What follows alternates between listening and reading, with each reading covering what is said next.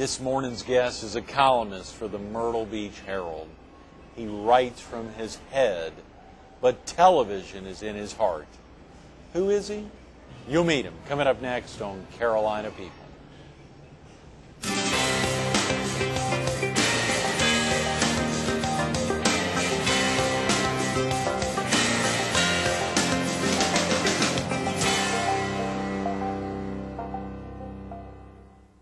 Good morning. Welcome to Carolina People. This morning we're at East of Chicago Pizza, where pizza's done right. The 2007 Kids Restaurant of the Year, 3901 North Kings Highway in Myrtle Beach. We're focused on TV talk, and we're visiting with Myrtle Beach Herald columnist Pete Sieler. Good morning, Pete. Good morning. Thanks so much for coming in early this morning. Of course, the Florence sales manager for WFXB, Fox TV, this TV station. Right. And if you remember, a year ago and 1 month, we were here in another one of the rooms here at East of Chicago with Claudia McCullough from Coastal Carolina University and Robinson Everett. That's correct. Your former boss and my father. Right. And your current partner in crime there with Pacific Media Corporation. Right.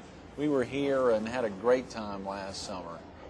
Great to get you back in. That was right. That was literally right as you were kicking off your column. That was correct. That was the first week in July last year. That's amazing. How have the last 14 months been with the column? It's been exciting, fun.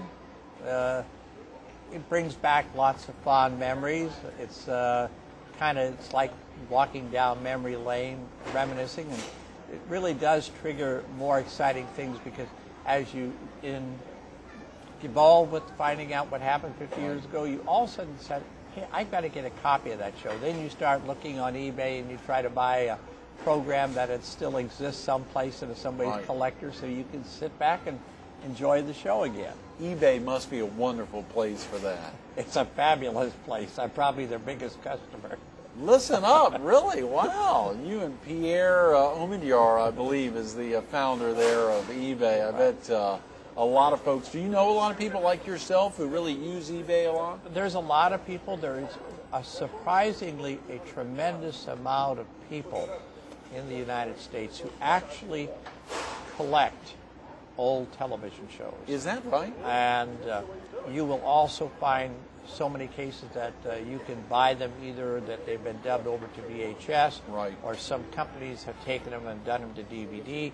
And you can even buy them still on their original 16mm format, original old kinescopes from back in the 50s. Is that right? And it's fabulous. You know something about the 16mm format. I cleaned many a film with them. Wow. I remember, of course, when your first column came out on July 5th, and you highlighted at age 15 your first job at a TV station there in Montana. Right. Cleaning those 16mm kinescopes. They had, you take a look, 2,000-foot reel for a 60-minute program. Wow. And you had, if you broadcast 8 hours a day, you had 8 of those programs. So you had to clean before you put them in the Bell & Howell projector. Wow. And if you were lucky, you got them clear. If somebody had treated them rough, you could all of a sudden, maybe if you've ever seen where you see a piece of a hair going across the screen, that's means somebody didn't clean the film. Is that right? That's fascinating. We have seen that, or seen examples of that in the past. Right, and so that's what happens that nobody had cleaned the film. So you know they left their tracks behind. That is amazing, Pete, to think about 50-plus years in the industry and the excitement of the changes associated with broadcasting, which really sets the stage for you to be a par excellence columnist. Well, for not only the Myrtle Beach Herald, but another 80-some heralds around the country, the Detroit Herald, the Orlando Herald, Kansas City Herald, that's right, the Palm Springs Herald. And I understand El Centro Herald and Yuma Herald are about to launch, as well as I think maybe some of the ones in Montana. We've got some quite a few more heralds. I think another 210 heralds are about to launch. So there'll be more than 300 heralds that are... I was really so tickled when I'm reading one of my hometown web pages and somebody said they read about our column in the Kansas City Herald in Miles City. That's right. Wow. At milescity.com. And that's the great thing. If folks go to milescity.com, and I can't remember the forum, but if they searched your name, it will find that forum where they had a piece about, what was it about again? Gene Autry came to Miles City. They had a event every year. It was called the Range Riders Roundup. Right. And it was a rodeo 4-day event. It was always held at that time at the last part of July, the last weekend. Right. And during that late 40s and early 50s, they brought in Western TV stars and movie stars at that time. Right. Gene Autry came in 51 and 53. The Sons of the Pioneers showed up in 52, and Rex Ellen was one of the last ones. He was there in 1954. Wow. And, you know, the little town just grew for the parade. They rode in the parade. They did a show during the rodeo, and it was fantastic. I mean, every kid that saw these movie stars, whether it would have been on TV in a bigger city or Right. the Saturday movie matinees that you paid 12 cents a ticket to. 12 cents. 12 cents a ticket. Wow. 5 cents for a box of dots and 5 cents for a Coke. So it was a 22-cent event. 20, for 25 cents, you could watch 2 movies, cartoon previews, and a Three Stooges short. That is tremendous. So- And you have vivid memories of that piece. Yes. I mean, can you really? I mean, what would the most vivid aspect of that be? I mean, the memory that really sticks out in your mind. Seeing Gene Autry and Champion Right. riding the parade, you know, was really something. It was just, it was, you know, today people qualify and say it's a rock star. He was at that time a star. Hannah Montana, yeah. Yeah, and he's in there, and the whole, you know, everybody's just enthralled to see Gene Autry and Champion come down Main Street on the horse. You know. Wow, wow. So it was really interesting to see. And then when you moved into television and you saw the Gene Autry show on television, Right. Gene Autry, in fact, was a very person that was far ahead in, let's say, the media. Right, really? How's that? He was one of the first movie stars that got into television, and he had, at one time, 3 different series on television. He had his own television show, the Gene Autry Show. He had a series for 2 seasons on Champion, his horse, and then he had another series with a young lady did a Western girl thing that ran 2 seasons. He had, it's called Melody Ranch Roundup, it was called. That was the name. And then by the late 50s, he got into television the bigger way. Right. He owned at KTLA. He owned a station in Tucson, Arizona, KOLD. He owned KOLL in Phoenix, and he owned some stations in the Pacific Northwest, I believe. He had a string of radio stations called Golden West Broadcasters. Right. That owned, I think it was 12 or 14 radio stations. And then after his wife died in 1980, he sold the TVs, and he at that time sold KTLA just the license and the equipment for $550 million. Then when was that? 1981. He sold KTLA for almost $500 million. Half a billion. I mean, a little more than half a billion. And he kept the land and the building, and then later on it was sold, and he got another $800 million. Wow. So that is amazing. He really made it big in the television business. had no idea. What year did he pass away, Pete? I believe he passed away, must have been 88 or 89. Is that right? Yeah, there. yeah. He had married, his first wife was from Oklahoma, where he was. Then he had a hotel in Palm Springs called the Gene Autry Hotel. Right. And he went into the Bank of America to get a loan to remodel a hotel. They met a young lady there, Jackie, and he married her. Is that right? Well, you've got a lot of knowledge of Gene Autry, but folks can see this online if they go online to myrtlebeachherald.com. The great thing I saw early this morning when I went in, if you scroll down, your columns are really only there for the last 3 or 4 months. But if you will just put in your name and you change the date back to, let's say, May of 07, then you'll see everything from July 5th on. You'll see all the columns that you've authored. I know at Palm Springs Herald, you can go back and see them from last August to present, so 52 copies of it. But the fascinating thing is taking the time to see all of them back to July 5th of last year. And, of course, it ties into this week. We've got some great folks. One that you helped bring in this Friday, Ernie Passalug, the director of the South Carolina Education Lottery. Since we're talking about TV Talk this week, we've got Adam Parness tomorrow, the founder of Shred Alert. And interestingly, on Wednesday, a guest from the Heart Association is coming in on Thursday, a gentleman who's about to open 3 Dunkin' Donuts in Florence, the city of Florence. That's going to be fabulous. And the county up there, by the end of the year, Perry Luty will be with us. So folks need to tune in. But TV Talk has really kicked off strong. It's been fun. You've got a great following. For viewers who haven't seen it and maybe could go to a box, we've got 140 locations here on the Strand to pick it up. What are they going to find each week, Pete? Well, they find what happened 50 years ago on television. 50 years ago? Right. Really? 50 years ago, I researched to find out what was on the program schedules, what happened in the area. 2 weeks ago, I researched a story about, especially in the Florence area, when the FCC approved the change of the channel for WBTW. That happened 50 years ago. Wow.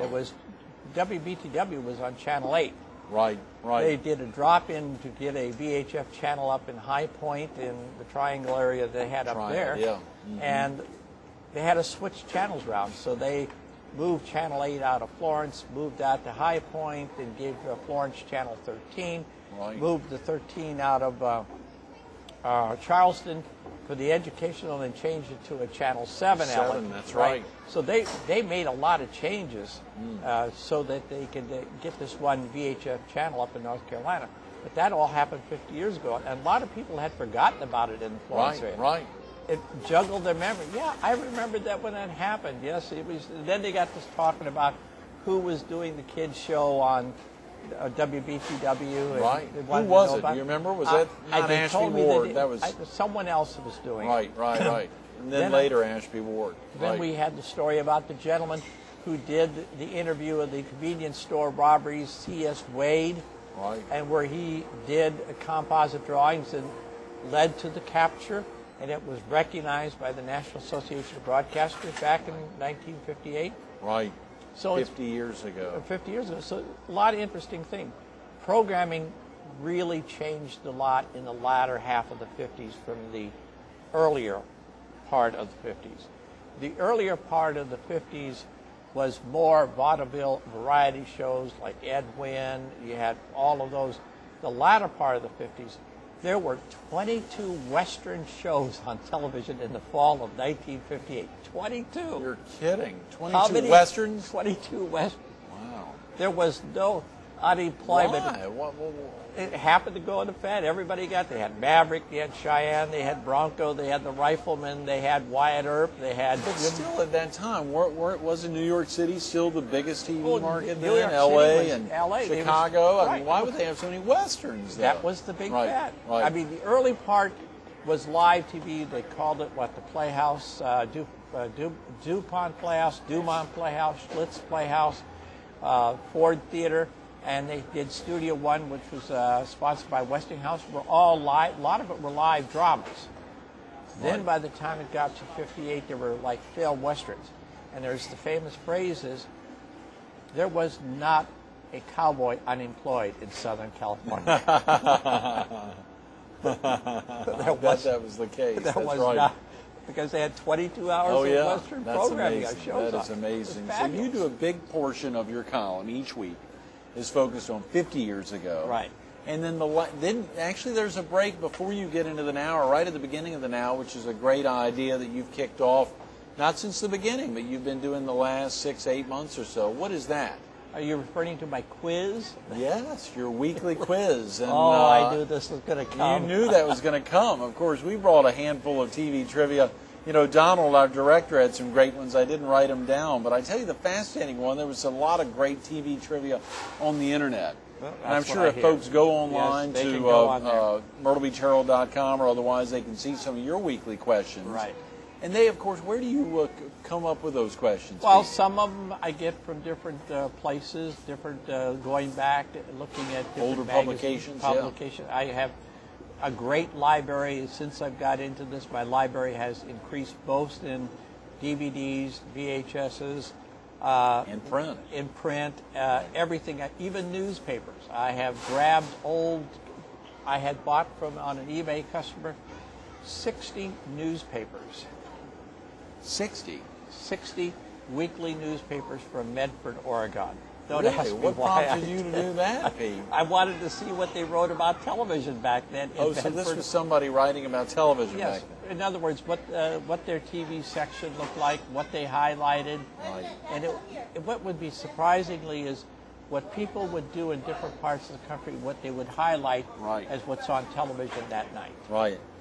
That's fascinating. And you could tell by the break of the community what they kind of highlight. Right. If you got the New York Times magazine that came out on the Sunday New York Times, they were very Eastern, very Right. that. They would, quote unquote, do shows like Leonard Bernstein's Young People's Concert Omnibus, and they loved the Sid Caesar show because they had that New York humor. Right, sure.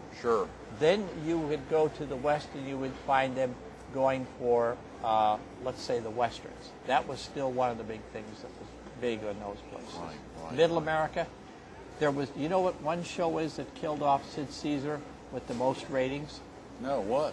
Lawrence Welk. Is that right? Lawrence Wow. Welk killed Sid A Caesar. favorite in the Everett household. Was that a favorite in the Sieler household? At that time, yes. Yeah. It was, everyone, he got a 1 or 2, you know. And Lawrence Welk was on how many years, Pete? 20-some years he was Is that on. right? He was on ABC Television Network. He had 2 shows on ABC. He had his Saturday night show that was sponsored by Dodge. Right. Then he had his Monday night with Top Tunes and New Talent, when he did a little new talent thing. And that was sponsored by both Plymouth and Dodge.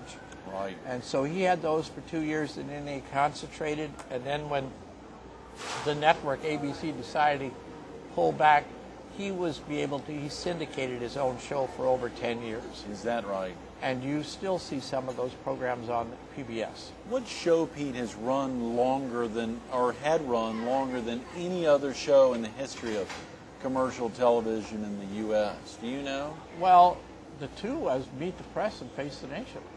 Is that right? Yeah. They've How been about on syndicated fare? syndicated fare? Probably. Was MASH one of the longest? MASH or was a Andy long run. Griffith show? Was that? Andy Griffith is still being syndicated. Sure, sure. Andy Griffith gets a check every month, substantial, on his residual. I still bet. gets Sure. residual. I'm just trying to think about, and Don Knotts there. Pete, Don- has anyone ever mentioned that you have some resemblance to Don Knotts? No, I don't. You have some resemblance to Don? Yeah, I'm sorry. That's right. That was not one of my questions. Of course, there were a lot of great questions. I was trying to think of one as you were driving down early this morning. We were going over some of them. This was a great one, Pete. What was the name of the horse ghost buddy of cartoon character Casper, the friendly ghost? I can't answer. Okay, don't know that one. Let's go tell The answer is Stan. Nightmare. Nightmare. Okay. How about this? I will just do this last one. What did Art Carney play in Jackie Gleason's very first Honeymooner sketch? Well, he worked in the sewers. Well, maybe he did, but he was a policeman. He was It was a police- minor I don't role. remember The he sketch was was a part of a source. 1950 Cavalcade of Stars That show. was on the Dumont. So that's a Dumont little Television earlier, Network. early for you. Well, there were so many great questions here. And folks, if they're interested in TV trivia, they need to go check out TV Talk at MyrtleBeachHerald.com or even FlorenceHerald.com or Sumter Herald. They need to go online there and check out your column because you've got some great questions there that would really tickle their fancy. And, of course, the answers are the next week, every week. That's Always. Your principal research, Pete, your principal research is doing exactly what you've been saying, or are there other forms of research? There's other forms, if I really get into something that I kind of like, I'll even, try to look through my collection to see if I got the program and watch it and get a feel of the program. Right. And that makes, when you sit and watch a program, you really do get the feel. Right. Even we kid around, and I'll say this to you, Greg. Yeah. How many fingers? It's me and all the viewers here. Yeah. How many fingers did Mickey Mouse have? 5.